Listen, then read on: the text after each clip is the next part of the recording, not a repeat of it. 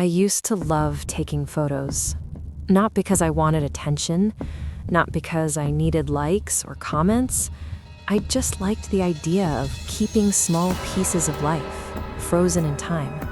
A cup of coffee with morning sunlight on it, a quiet walk home in the evening, a smile I thought I'd forget one day. Photos made me feel like I had proof that my life wasn't empty, proof that I existed, proof that I was here. But now, I avoid cameras as much as I can.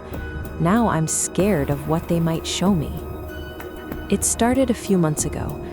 I took a simple selfie in my room. Nothing special. I was tired, my hair was a mess, the lighting was bad.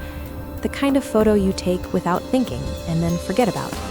I didn't even look at it properly at first. I just tossed my phone on the bed and went on with my day.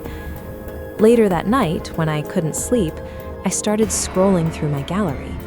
That's when I saw it. Behind me in the picture, in the corner of my room, there was a dark figure. Tall, still, just standing there. Not clear enough to see details, not sharp enough to recognize a face, just a shape carved out of the darkness, like a human shadow without a body. My first thought was simple. It's nothing. Maybe my footy hanging on the chair. Maybe shadows from the lamp. Maybe I was just tired. I zoomed in. The more I zoomed in, the less it made sense. It wasn't attached to anything. It wasn't touching the floor. It was just there, behind me, watching me, silent and patient. I laughed a little to myself, trying to brush it off. My brain searched for the most boring explanation possible, because boring explanations feel safe. So I turned off my phone and went to bed.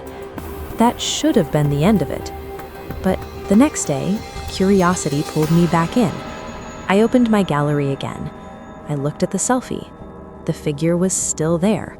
Still tall, still wrong, still standing too close.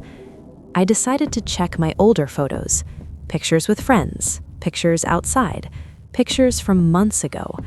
And as I scrolled further and further back, my heart started sinking. Because in picture after picture, hidden in the background, blended into shadows, blurred by motion or distance, there it was. The same shape, the same impossible silhouette. Sometimes far away, sometimes closer, sometimes barely visible, but always there, like it had been following me through time, and the camera accidentally caught what my eyes could not. At first, I told myself it must be coincidence, a trick of angles, lighting, random strangers in the background lined up by chance. But it wasn't random.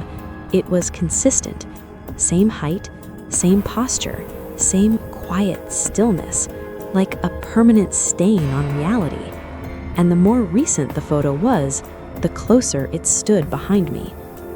There was one picture that made me drop my phone the first time I saw it. I was standing in a park, trees, grass, evening sky, a peaceful moment. But behind me, only a few steps away, the figure stood there, directly aligned with me, facing me, closer than ever before. And nobody else in the park seemed to notice. Nobody was looking at it. Only the camera did. I stopped taking photos for a while. I avoided mirrors. I avoided anything reflective. It almost became funny to me, like I was scared of my own life being recorded. I even warned my friends. I told them not to take photos of me. They laughed. They thought I was being dramatic. So one day, just to prove to them that I wasn't crazy, I let one of them take a picture of me. Just one. We looked at the photo together. And there it was. The figure, right behind me, closer than ever before. So close that if it reached out, its hand would have rested on my shoulder. But my friend saw nothing. I showed them the screen. I showed them the shadow. I pointed directly at it, and they still said, "There's nothing there. It's just dark background." I realized then that I was alone in this. Cameras saw it. I saw it. but nobody else did. And that meant nobody would ever believe me. Things started getting worse. I began to feel watched. That same presence in the photos, I began to feel it in real life. At night, when the house went quiet, I could sense someone standing somewhere behind me, not touching, not moving, just being there. Like gravity shifted slightly, like the air behind my neck grew thicker. Sometimes my body would tense without reason. Sometimes I'd turn around quickly, expecting to finally see it. But there was always nothing, just empty space pretending to be harmless. One night, I did something stupid. I decided to face it. I locked myself in my room, turned off the lights. Then I stood in the middle of the room and slowly raised my phone. I switched to the front camera, and without looking at the screen, I took a photo.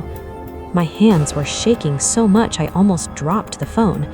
I didn't want to look. Every instinct told me not to, but I did, because curiosity can be stronger than fear sometimes.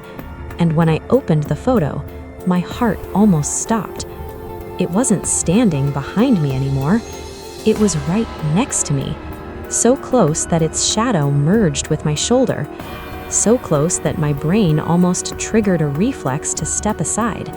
And though the face was still unclear, there was a suggestion of features, a faint impression of eyes, like a mouth, like reality was reluctantly allowing it to exist in the frame. From that night on, I couldn't sleep properly anymore. I kept feeling like someone was leaning over my bed while I slept, not touching, not moving, just leaning, as if studying me, as if waiting. Whenever I opened my eyes, there was only darkness, but the fear stayed, and fear rarely lies. I tried to test something. I left my phone recording overnight facing my bed. In the morning, the video looked normal for the first few hours, just me sleeping, turning occasionally. Then, at around 3 o'clock in the morning, the frame seemed to darken slightly. Not suddenly, not dramatically, just a gradual deepening of the shadows in the background, like night itself got heavier. No movement, no sound, just darkness growing thicker. And then, for a brief second, there was distortion, like the image bent around something invisible. Then, everything went still again. I deleted the video. I didn't want to know more. But the world around me didn't care what I wanted. My reflection began to feel wrong. Mirrors seemed slower, like they reacted a fraction of a second later than they should. I stopped trusting my senses. I stopped trusting the emptiness behind me, because emptiness doesn't leave footprints in photographs, but this did. The final straw came recently. I went to visit a relative, a family gathering, people laughing, talking, existing without fear. They wanted a group photo. I couldn't say no again. I didn't want to worry them. So I smiled, pretending everything was normal. The picture was taken. Everyone gathered around the phone to see, except me. I already knew what I'd find, but they insisted I look. They said, "You actually look happy for once." So I looked, and there it was, right behind me. But this time, it wasn't standing still. It was leaning forward. Its head was almost beside mine, and for the first time in any photo, it was looking directly at the camera, directly at me, through the screen, through everything, like it finally noticed that I noticed.